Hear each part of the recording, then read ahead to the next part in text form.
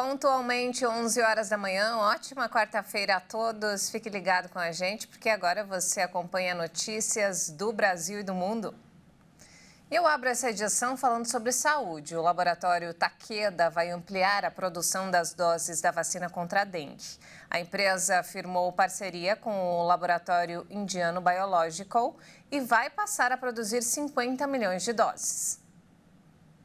A Takeda informou que a Biological E vai produzir 50 milhões de doses da Qdenga por ano, permitindo alcançar a meta de entregar 100 milhões de doses até 2030. De acordo com o comunicado, a parceria atende à necessidade específica de fornecer doses para programas nacionais de vacinação de países endêmicos, no intuito de ajudar a proteger populações mais vulneráveis. A Qdenga foi incorporada ao Sistema Único de Saúde em dezembro do ano passado e começou a ser distribuída este mês a 521 municípios selecionados pelo Ministério da Saúde para a imunização de crianças e adolescentes. A seleção de municípios, de acordo com a pasta, foi necessária em razão da quantidade limitada de doses disponibilizada pelo fabricante. Com o anúncio da Takeda, a expectativa é que mais cidades brasileiras possam ser contempladas e que outros grupos possam ser imunizados contra a dengue. O presidente Lula assinou a revogação do trecho da medida provisória que reonerava a folha de pagamento de 17 setores que mais empregam no Brasil. O governo aceitou discutir o assunto via projeto de lei que, diferente da medida provisória, não tem efeito imediato. A revogação foi confirmada pelo ministro de Relações Institucionais, Alexandre Padilha. O governo manteve, no entanto, o fim do programa emergencial de retomada do setor de eventos. O programa tinha sido aprovado em março de 2021 para diminuir os impactos da pandemia de Covid-19 aos setores, responsáveis por um faturamento anual de 314 bilhões de reais e por 3 milhões e meio de empregos. Também não foi revogado o trecho que reonera a folha de pagamento dos municípios, com até 142 mil habitantes. O Senado aprovou em outubro de 2023 o projeto de lei que prorroga a desoneração até dezembro de 2027. Em novembro, Lula vetou integralmente o projeto de lei. No mês seguinte, o Congresso Nacional derrubou o veto do presidente.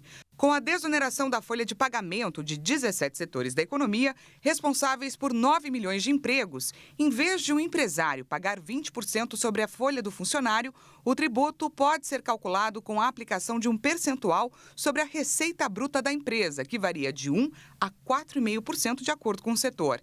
Um estudo feito neste ano pela Associação das Empresas de Tecnologia da Informação e Comunicação e de Tecnologias Digitais revelou que o impacto na arrecadação para a Previdência Social, caso não houvesse a desoneração da folha de pagamento, seria de 45 bilhões de reais entre 2018 e 2022.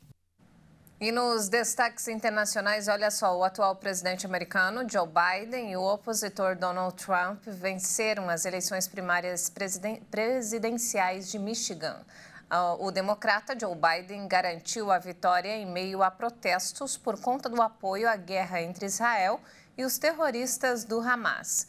Já o republicano Donald Trump venceu novamente a ex-embaixadora da ONU, Nikki Haley, e esta foi a última disputa antes da super terça, dia 5 de março, quando 14 estados americanos vão escolher seus candidatos. E após 25 anos de presença, a missão das Nações Unidas na República Democrática do Congo iniciou nesta quarta-feira a sua retirada do país, com a entrega de sua primeira base às autoridades congolesas. A pedido do governo de Kinshasa, que considera que a missão tem sido ineficaz, o Conselho de Segurança da ONU aceitou a saída das forças de manutenção da paz em dezembro, apesar da preocupação com a escalada da violência no leste do país. A missão, que conta atualmente com 15 mil capacetes azuis, está presente nas 3 províncias mais conflituosas da região, Kivu do Sul, Kivu do Norte e Ituri. A saída será realizada de acordo com um plano de retirada em 3 fases. Na primeira delas, a missão vai retirar seu componente militar e policial de Kivu do Sul até 30 de abril e o componente civil até 30 de junho. A segunda e a terceira fase serão acionadas após as avaliações da etapa inicial. As províncias orientais do país foram devastadas pela violência armada durante 30 anos. A ONU insistiu que a partida da missão deve ser acompanhada por um aumento significativo das forças de segurança congolesas. Japão e Coreia do Sul registraram em 2023 os menores índices históricos em suas taxas de natalidade. Um desafio demográfico cada vez maior para os dois países asiáticos com populações em declínio. Na Coreia do Sul, a taxa de fecundidade, que é a estimativa do número médio de filhos que uma mulher teria até o final do seu período reprodutivo, caiu para 0,72 em 2023, 8% a menos do que em 2022, segundo os dados preliminares da Agência de Estatísticas da Coreia. A taxa está abaixo das 2,1 crianças necessárias para manter a população atual de 51 milhões de pessoas. No Japão, o número de nascimentos em 2023 caiu pelo 8º ano consecutivo. O número de mortes foi mais que o dobro dos nascimentos, o que levou a uma queda da população de mais de 800 mil pessoas. Além disso, os casamentos no país registraram em 2023 o menor nível desde 1933. A quarta maior economia do mundo enfrenta desafios como a falta de mão de obra e a necessidade de prestar serviços de saúde para os 10% de sua população com mais de 80 anos. Na Coreia do Sul, o governo investiu bilhões de dólares para promover a natalidade entre a população, como subsídios monetários, serviços de creches e apoio para tratamentos de fertilidade. Mas a taxa de natalidade continua em queda. O gigante vulcão Popocatépetl voltou a expelir cinzas no México, o que levou ao cancelamento de voos na capital. O vulcão Popocatépetl voltou a lançar espessas colunas de fumaça que alcançaram uma altura de 2.000 metros.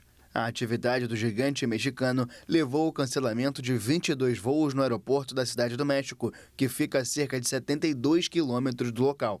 O terminal aéreo garantiu que não foi preciso suspender as operações e que acompanham o rumo das cinzas que se dirigem para o Golfo do México. A Defesa Civil decidiu manter o alerta à população no nível amarelo fase 2, mas advertiu sobre a queda do material vulcânico nos 3 estados centrais cobertos pelo vulcão: Morelos, Puebla e Estado do México. Em maio do ano passado, devido a uma intensa fase eruptiva, autoridades subiram por 15 dias o alerta para amarelo 3, o anterior ao vermelho de alta periculosidade. A Cidade do México está rodeada por uma cadeia montanhosa que reduz as possibilidades de rotas aéreas.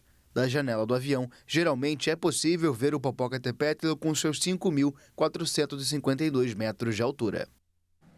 Chega ao fim essa edição. Mais informações do Brasil e do mundo daqui a pouco, à 1 da tarde, com Daniela Parisi. Até mais.